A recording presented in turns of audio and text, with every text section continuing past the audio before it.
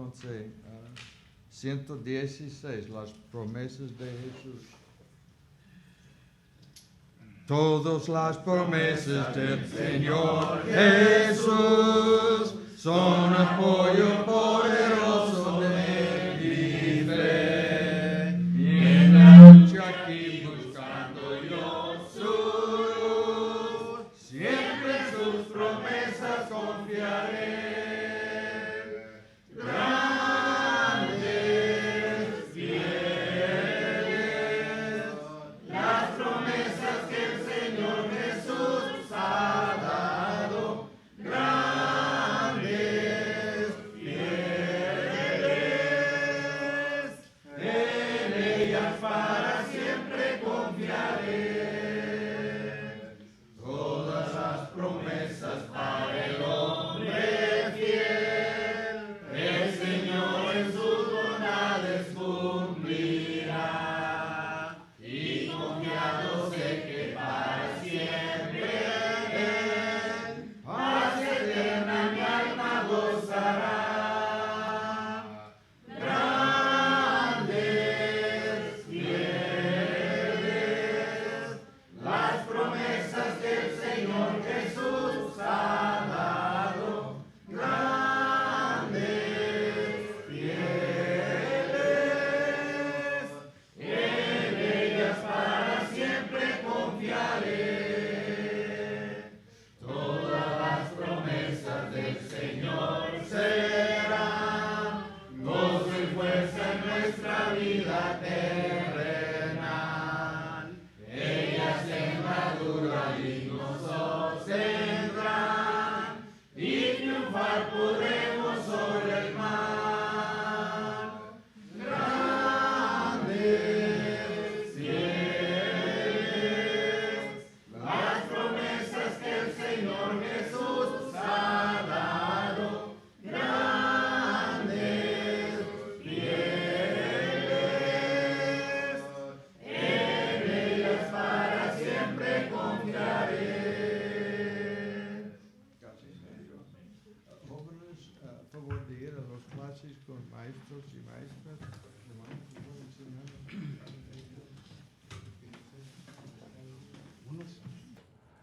Muy bien, bienvenidos a todos ustedes que nos acompañan, nos vienen a sintonizar por medio de Facebook. Estamos contentos porque en esta ocasión está con nosotros y como siempre le queremos decir que si acaso usted tiene alguna necesidad espiritual o quiere ponerse en contacto con nosotros, ahí en la pantalla de su televisor tiene toda la información necesaria para que lo pueda hacer. Y también le invitamos para que usted y su familia venga y esté con nosotros cada miércoles a las 7 de la tarde y cada domingo, como hoy, a las 9:30 de la mañana. Después pasamos nuestro culto y por la tarde a las 6 de la tarde. Son bienvenidos todos. Para el resto de nosotros que no estamos aquí, hermanos, una vez más, gracias por su presencia. Dale tiempo a nuestro hermano Arnoldo para que venga y acomode aquí el pizarrón. Son los técnicos, hermanos, son los que están viendo las cámaras o lo que yo no miro cámaras o lo que ellos saben bien. Y siempre les he dicho que agarren el lado bueno mío, ¿verdad? No se crea. Pero bienvenidos hoy en esta mañana. Estamos estudiando el libro de Apocalipsis, ya mero terminamos el capítulo 5.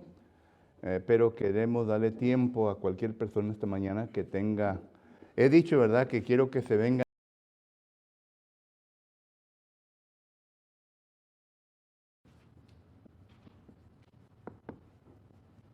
Proclamación.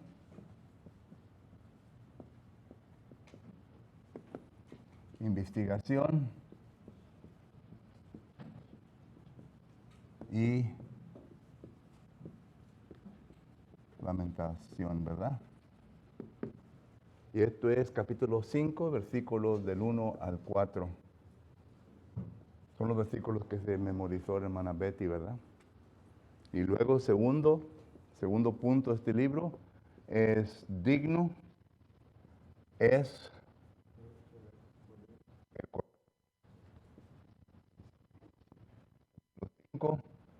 del 5 al 8.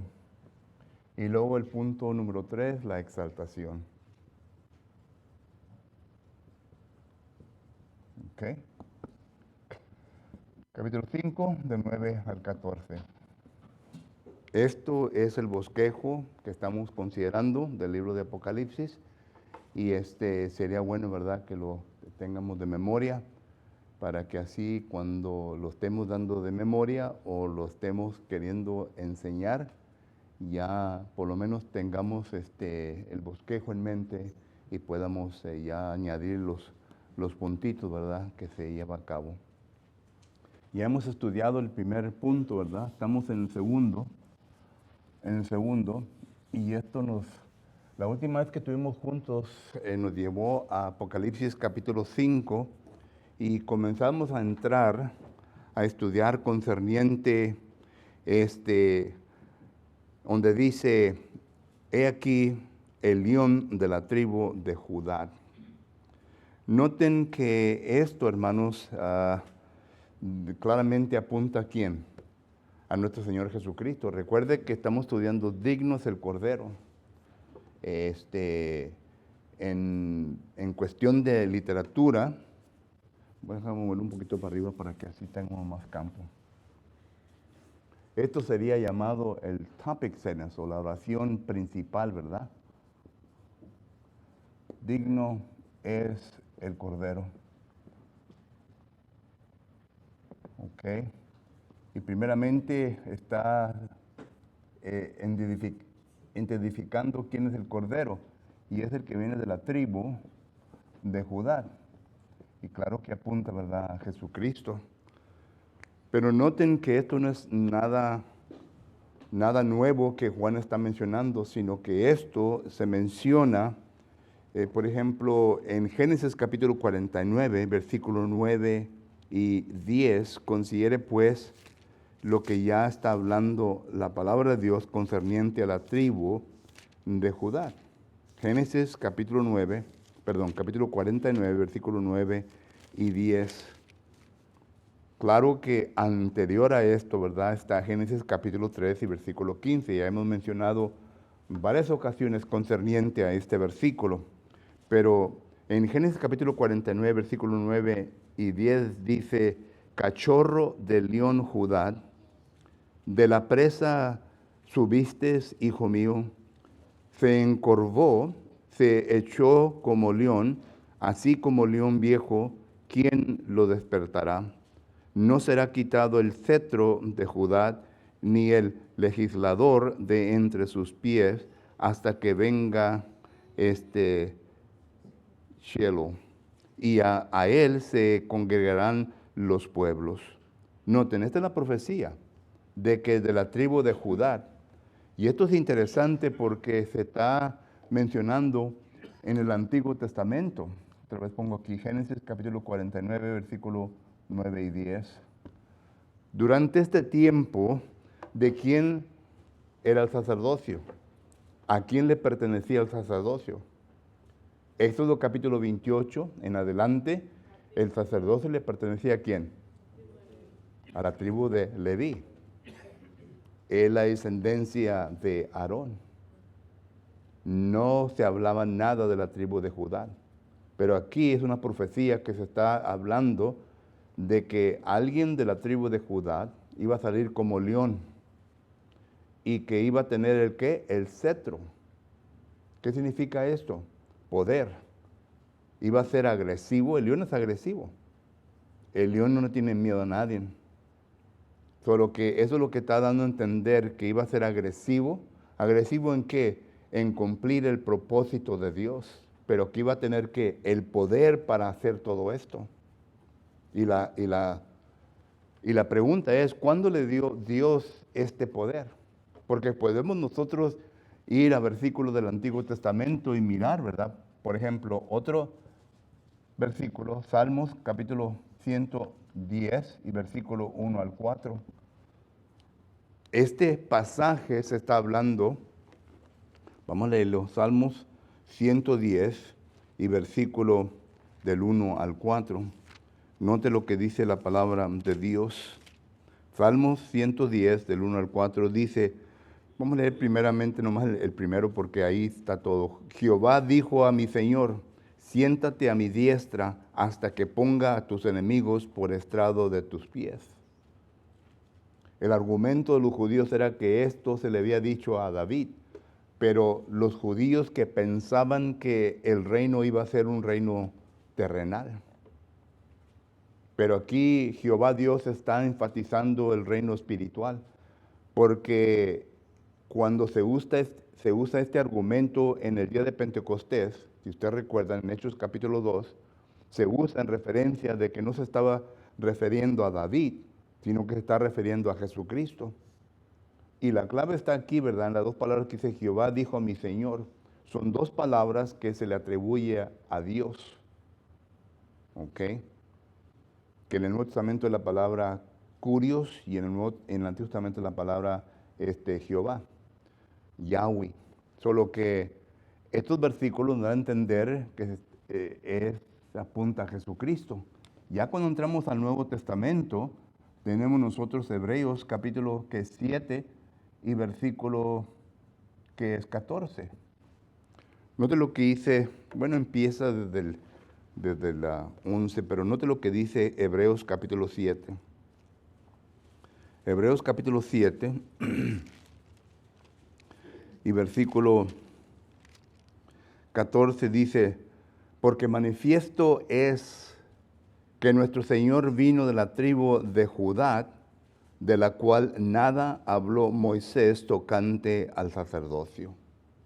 Y aquí el argumento que está haciendo el escritor, versículo número 11 dice, si pues la perfección fuera por el sacerdocio levítico, ahora ya está usando el sacerdocio levítico y está haciendo un contraste con el sacerdocio de Jesucristo, porque bajo él recibió el pueblo la ley, dice, ¿qué necesidad hubiera aún de que se levantase otro sacerdote según el orden de Melquisedec y que no fuese llamado según el orden de Aarón? Entonces ya empieza el argumento. Si ha existido cambio de sacerdocio, entonces es necesario que también cambie la ley. Ya no estamos bajo la ley antigua de Moisés, sino que ahora estamos bajo una nueva ley, que es la ley de Cristo. Es lo que dice el 12.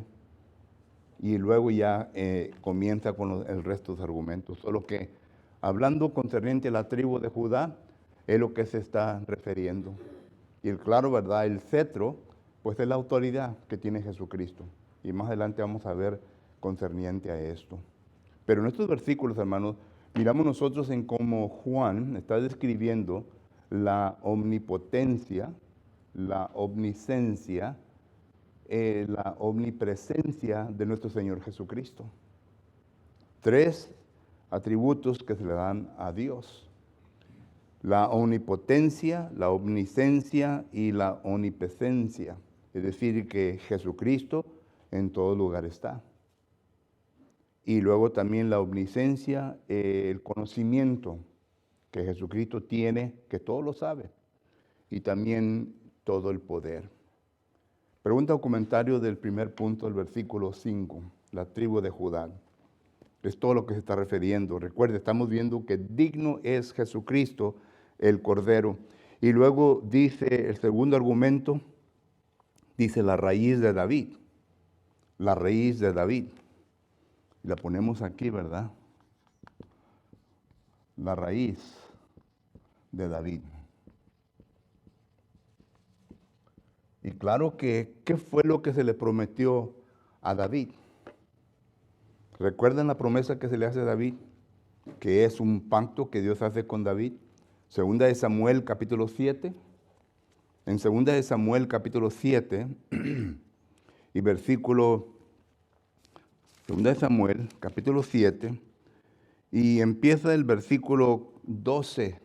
Note lo que Jehová Dios le promete a David. Segunda de Samuel, capítulo 7, versículo 12, dice, y cuando tus días sean cumplidos y duermas con tus padres, yo levantaré después de ti a uno de tu linaje, el cual procederá de tus entrañas y afirmaré su reino. Esta es la promesa que le está haciendo a David. Ahora, sabemos bien que esta promesa se viene a cumplir primeramente físicamente ¿con quién? Salomón. ¿Recuerdan lo que dice segunda de Crónicas, capítulo 6 y versículo 9? Segunda de Crónicas, capítulo 6 y versículo 9. Me parece que ese es el texto, déjenme estar seguro. Segunda de Crónicas, capítulo 6, sí, versículo 9. Note lo que dice. Porque tú no edificarás la casa, Jehová Dios hablándole a David, sino tu hijo que saldrá de tus lomos, él edificará la casa a mi nombre. Ya es Salomón. Pero la pregunta entonces es, ¿se está refiriendo, 2 Samuel capítulo 7, versículo 12, a lo físico? No, se está refiriendo a lo espiritual y ahorita vamos a ver por qué. ¿Ok? Versículo 13 dice, Él edificará casa a mi nombre y yo afirmaré para siempre el trono de su reino. Y yo le seré a él padre y él me será a mi hijo. Y si hiciere mal, yo le castigaré con vara de hombre y con azotes de hijos de hombres. Ahora noten, digo esto hermanos porque el argumento, si usted gusta esos versículos, el argumento va a ser, bueno, se está refiriendo a Salomón. Y todo esto viene a caer bien con Salomón. Pero se está refiriendo a Jesucristo. Déjenme decirles por qué. Porque en Lucas capítulo 1, versículo 30, en Lucas capítulo 1, déjenme buscar el libro de Lucas. Lucas capítulo 1, versículo 30, note lo que dice la palabra de Dios. Lucas capítulo 1 y versículo 30. Dice, entonces el ángel le dijo a María, y aquí está el ángel hablándole a María, y la conversación es de nuestro Señor Jesucristo. No temas porque has hallado gracia delante de Dios. Y ahora concebirás en tu vientre y darás a luz un hijo y llamarás su nombre Jesús. Versículo 32. Este será grande y será llamado Hijo del Altísimo, y el Señor Dios le dará el trono de David, su padre. Noten, este es el ángel comunicándole a María. ¿Y dónde leímos estas palabras? Como en forma de promesa a David. En 2 Samuel. Se lo vuelve a repetir. Dice, este será grande y será llamado Hijo del Altísimo, y el Señor Dios le dará el trono de David, su padre, y reinará sobre la casa de Jacob para siempre, y su reino no tendrá fin. Todo esto lo que Dios le promete a David. Aquí el ángel se lo está mencionando a María. Solo que entonces miramos que la promesa que Dios le hace a David es una promesa que se le hace concerniente a nuestro Señor Jesucristo, no a Salomón. Porque el versículo o los versículos 30 en adelante de Lucas lo viene a enfatizar. Ahora pues tenemos que probar bíblicamente si acaso Jesucristo viene de David. Mateo capítulo 1 y versículo 17 dice la palabra de Dios lo siguiente. Mateo capítulo 1 versículo 17 dice, de manera que todas las generaciones desde Abraham hasta David son 14, desde David hasta la deportación a Babilonia 14, y de la deportación a Babilonia hasta Cristo 14. Cristo es descendiente de David.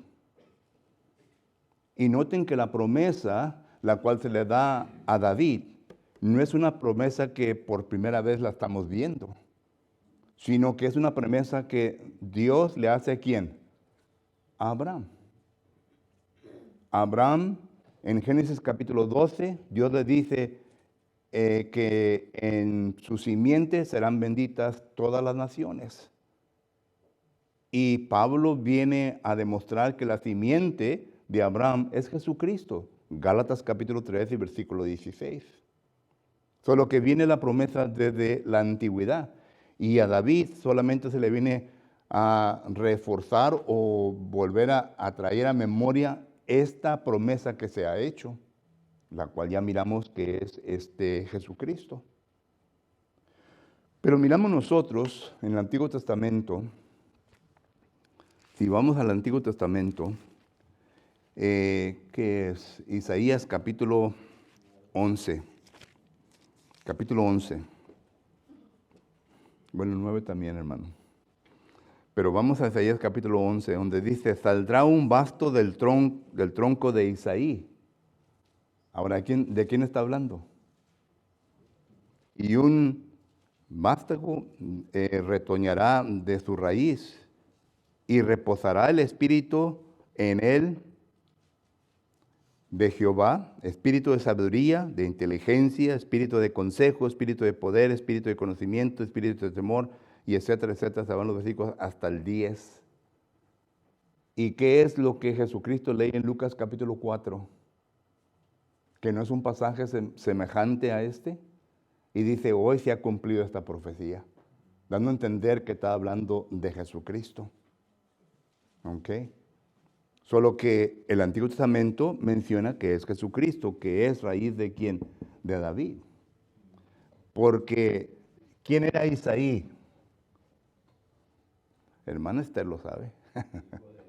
¿Eh? El padre de David. El padre de David. Y está hablando, ¿verdad? Que de su casa habrá de salir que uno que va a venir a reinar. No de lo que dice Zacarías capítulo 6. Zacarías capítulo 6. Zacarías capítulo 6. Y estas son formas de profecía, hermanos. Ya les leí lo que dice el Nuevo Testamento, pero ahora estamos leyendo en forma de profecía. Zacarías capítulo 6 y versículo que es 12. Y le hablarás diciendo, así ha hablado Jehová de los ejércitos, diciendo, he aquí el varón cuyo nombre es ¿qué? Renuevo, el cual brotará de sus raíces y edificará el templo de Jehová. Si acaso usted tiene una Biblia que tiene notas ahí en el lado o en el medio, ¿verdad? Noten a dónde lo manda. A Isaías capítulo 11. Solo que todo esto se refiere a Jesucristo. Noten de dónde viene. Ya hemos hablado, ¿verdad?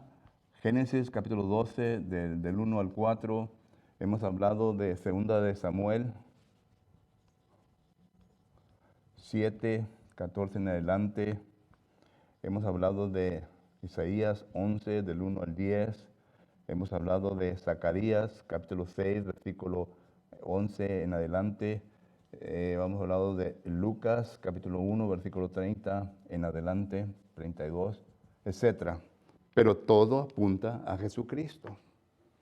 Recuerden que Juan está diciendo, ¿quién es digno de abrir los sellos de este libro? ¿Quién es digno? El león de Judá, aquel que es la descendencia de David. Y noten qué tantos años ha pasado. Desde el principio todo esto es profetizado por Dios. Solo que cuando regresamos al libro de Apocalipsis, y cuando leímos nosotros el versículo 5, y uno de los ancianos me dijo, no llores, he aquí el león de la tribu de Judá, la raíz de David, ha vencido para abrir el libro y desatar sus 7 sellos. Solo que entonces ahí está lo que dice concerniente a Jesucristo. Versículo 6 dice, y miré y vi que en medio del trono y de los 4 seres vivientes y en medio de los ancianos estaba en pie un cordero como inmolado. Bueno, todo esto es lenguaje figurativo, hermanos. Y recuerde que le está apelando a la mente judía. El judío entendía bien que el sacrificio era un cordero. Solo que está usando figurativamente, ¿verdad?, a Jesucristo que fue inmolado Y claro que todos sabemos cómo fue. Bueno, tuviéramos que hablar concerniente a la crucifixión de nuestro Señor Jesucristo. Él vino con un propósito y vino como Cordero de Dios, Juan 1:29, vino con un propósito de ser crucificado para poder llevar en la carne de Él, Romanos capítulo 8, versículo 4, todos los pecados del mundo. Todos. ¿Recuerdan ustedes cuando venía el día de la expiación, Levítico capítulo 16? Se juntaba a un corderito, ¿verdad? Eran dos, pero uno de ellos, ¿verdad? Era que venían los sacerdotes y que le ponían las manos, ¿recuerdan? ¿Ustedes que conocen la historia del Antiguo Testamento? Todos le ponían las manos, ¿verdad? Y oraban, y ahí se encargaba los pecados de quién? Del pueblo. Y era sacrificado. Eso era una figura de nuestro Señor Jesucristo. Y era el día de la expiación. El segundo cordero era para los sacerdotes, para que ellos fueran limpiados antes de entrar al lugar santísimo.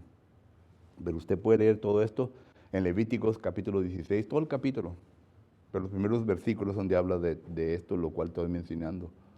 Pero se refiere a Jesucristo, un cordero inmolado. Y esto ya lo entendemos. Pero luego dice que tenía 7 cuernos. 7 cuernos. Ahora la pregunta es, bueno, ¿qué viene a enseñarnos esta figura? Los 7 cuernos. Y claro, ¿verdad? Que los cuernos se está refiriendo a poder. ¿Cómo lo sabemos nosotros? Recuerde que al principio, cuando empezamos a estudiar el libro de Apocalipsis, les dije, es necesario que nosotros tengamos un conocimiento general del libro de Daniel, de Ezequiel y de Zacarías. Porque la mayoría de las figuras son sacadas de estos libros.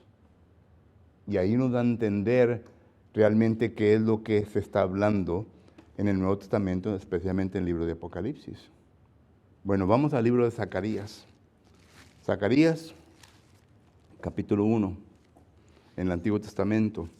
Estamos tratando de averiguar bíblicamente el significado de los cuernos.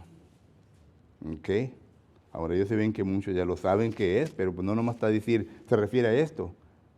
Pruébelo con la Biblia, para que así toda boca quede callada. ¿Ok? Zacarías capítulo 1, versículo 18. Note lo que dice. Después alcé mis ojos y miré, y he aquí, ¿qué? 4 cuernos. Ahora, la pregunta es, ¿miró Zacarías 4 cuernos literales? Vamos a seguir leyendo. Y dije al ángel que hablaba conmigo, ¿qué son estos? Una pregunta lógica, ¿qué son estos? Y me respondió, estos son los cuernos que dispersaron a Judá, a Israel y a Jerusalén. Ahora, para poder interpretar bien los textos, aunque sean figurativos, ¿verdad? Necesitamos lo que entender en qué dispensación o qué época estaba escribiendo Zacarías. ¿Recuerdan ustedes en qué época? ¿En qué tiempo? Zacarías fue uno de los profetas que Dios usó para animar al pueblo en cuando estaban ellos en la reconstrucción. Ya habían regresado, ¿recuerdan? Déjenme escribir aquí un diagrama.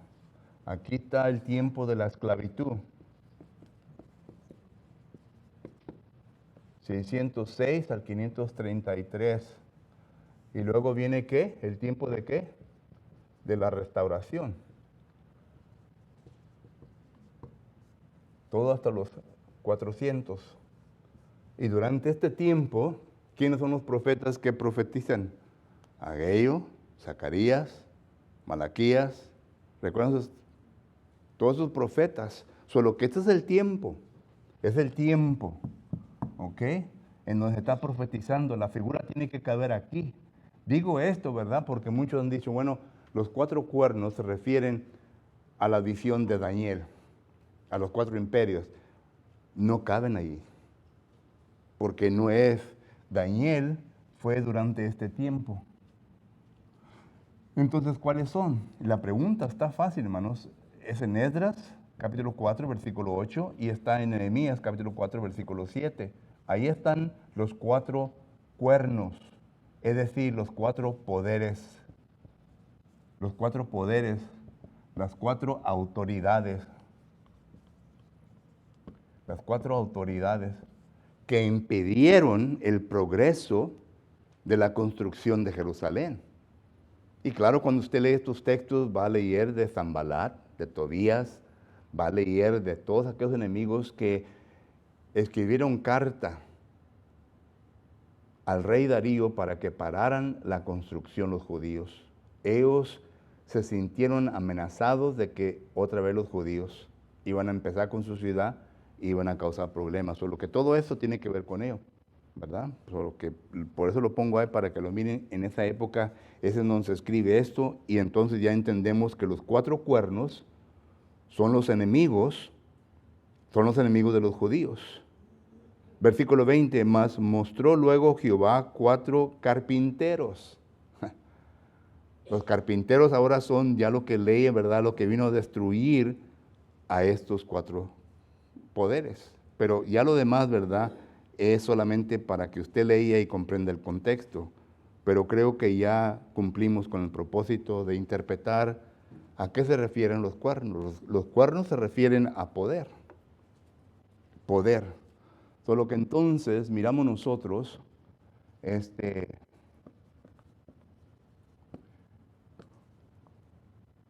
que a Jesucristo se le da poder. Mateo capítulo 28, versículo 18, ¿qué dice? Todo poder me he dado, ¿qué? En el cielo y en la tierra. ¿Cuándo dijo Jesucristo esas palabras? Otra vez. Mateo capítulo 28. Jesucristo ya había sido crucificado, ya había sido sepultado y ya había resucitado. Mateo capítulo 28, versículo 1. Empieza Jesucristo a aparecerse a sus discípulos durante 40 días. Hechos capítulo 1, versículo 3. Y durante ese tiempo es cuando Jesucristo viene a decir estas palabras. Todo poder me es dado. Concuerda con lo que dice Apocalipsis. ¿Quién es digno de abrir este libro? Aquel a quien ¿qué? Se le dio el poder. Pero ¿cómo recibió ese poder? Otra vez versículo 6. Y miré y vi en medio del trono de los 4 seres vivientes y en medio de los ancianos que estaba en pie un cordero inmolado que tenía 7 cuernos. Es decir, tenía un poder perfecto. Y el mismo libro Apocalipsis, capítulo 1 y versículo 8, note lo que dice nuestro Señor Jesucristo. Yo soy el alfa y el omega, principio y fin, dice el Señor, está hablando de Jesucristo, que es el que era y el que ha de venir, el Todopoderoso. Concuerda con este mismo texto. Jesús es el Todopoderoso, Él tiene todo poder, tanto en los cielos como en la tierra. Miren, otro pasaje que usted puede añadirle a este pensamiento es Filipenses capítulo 2.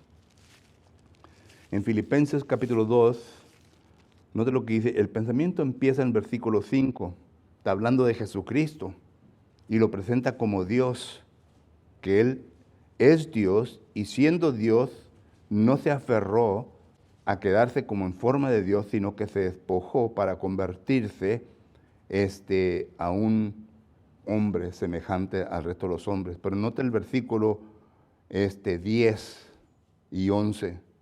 Dice, para que el nombre de Jesucristo se doble toda rodilla de los que están en el cielo, en la tierra y debajo de la tierra, y toda lengua confiese que Jesucristo es el Señor, para gloria de Dios Padre. En otras palabras, Jesucristo vino y se convirtió a un ser humano para poder cumplir el propósito del Padre, pero después de que lo cumplió, Él ahora ya tiene todo poder. Todo poder. Porque Jesucristo es Dios. Y esto es lo que viene a demostrar los cuernos. Ahora, enseguida dice, y 7 ojos, los cuales son los 7 espíritus de Dios enviado por toda la tierra. Esto es fácil de probar bíblicamente. Miren, en Colosenses y en el Nuevo Testamento, 2 versículos que les voy a dar. Colosenses capítulo 2 y versículo 23, note lo que dice. Perdón, es capítulo 2, versículo 3. Colosenses 2:3 dice, en quien están escondidos, está hablando de Jesucristo, en quien están escondidos todos los tesoros de la sabiduría y del conocimiento. Ahora, uno más. Dije que 2, ¿verdad? Pero déjeme darle este. Segunda de Corintios, bueno, no, es primera. Primera de Corintios capítulo 2 y versículo 10. Dice, pero Dios nos las reveló a nosotros. Estoy leyendo 1 Corintios 2:10. Pero Dios nos la reveló a nosotros por el Espíritu, porque el Espíritu todo lo escudriña, aún lo profundo de Dios. Y menciono este versículo porque Jesucristo, en Él habitó corporalmente toda la plenitud de la deidad. Eso quiere decir que Jesucristo, el Espíritu, que es el Espíritu Santo, habitó a 100% en Jesucristo. Y por eso dice Colosenses 2:3 eso. Pero en Colosenses 2:9, para comprobar que en Él habita corporalmente toda la plenitud de la deidad, ahí está el versículo. Colosenses 2:9 dice la palabra de Dios lo siguiente, porque en Él, en quien en Jesucristo habita corporalmente toda la plenitud de la deidad. Solo que cuando habla de los ojos, es lo mismo que dice, déjenme acordarme, Segunda de Crónicas, capítulo 16. Segunda de Crónicas, capítulo 16, me parece que es el pasaje, a lo mejor estoy equivocado, pero alguien me va a ayudar. Segunda de Crónicas, capítulo 16 y versículo 9. Sí, ese es, no sé lo que dice. Porque los ojos de Jehová contemplan toda la tierra para mostrar su poder a favor de los que tienen corazón perfecto para con Él. Los ojos de Jehová, eso es el Espíritu perfecto de Jehová. Contemplan toda la tierra. Es omnisciente. Solo que Jesucristo es omnipotente, omnipresente y es omnisciente. Y el tiempo ya se me acabó, hermanos. Solo que nos quedamos en el capítulo 5, versículo 7. Pero la última parte del versículo 6 dice, los cuales son 7 espíritus de Dios enviados por toda la tierra. Pregunta o comentario. Sí, hermano Epi. Los versículos que tienen ahí las restauraciones, Esdras 4:8 y Nehemías 4:7. ¿Son los apuntes? Bueno, habla de Zambalar y Tobitas, ¿verdad? Y el otro habla de Rifán, algo así. No estoy familiar de los nombres, pero son los 4 cuernos que se mencionan, que estorbaron el progreso en ese tiempo. Ya. Nehemías 4:7 y Esdras 4:8. ¿Alguien más?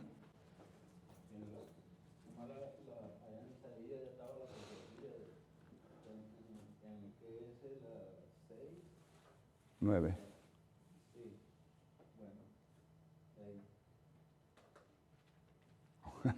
Ok.